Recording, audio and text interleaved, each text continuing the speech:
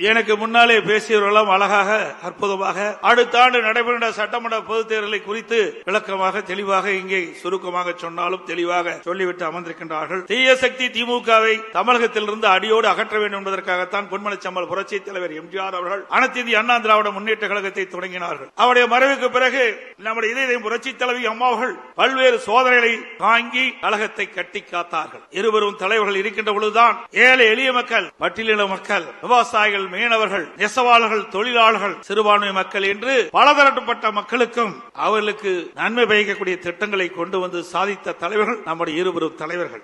அவருடைய ஆட்சி காலத்தில் தான் மகளிர் மற்றும் இளைஞர்களுக்கு கல்வி, அறிவு, வேலை வாய்ப்பு, நல்வாழ்வு போன்ற அற்புதமான திட்டங்கள் கிடைக்கப்பட்டது. அமைதி, வளம், வளர்ச்சி என்ற அம்மாவின் கொள்கையே நமக்கு தாரக மந்திரமாக கொடுத்தவர் இதயம் புரட்சி தலைவி அம்மா அவர்கள். புரட்சி தலைவர், புரட்சி தலைவி அம்மா ஆகிய இருவரும் வகுத்து தந்த மனித நேயம், மக்கள் நலன், சகோதரத்துவம், சமத்துவம் ஆகியவற்றை எக்காலம் பேணி காப்பது நமது உயிர் மூச்சாக கொண்டிருப்பது அனைத்து இந்திய அண்ணா திராவிட முன்னேற்ற கழகம்.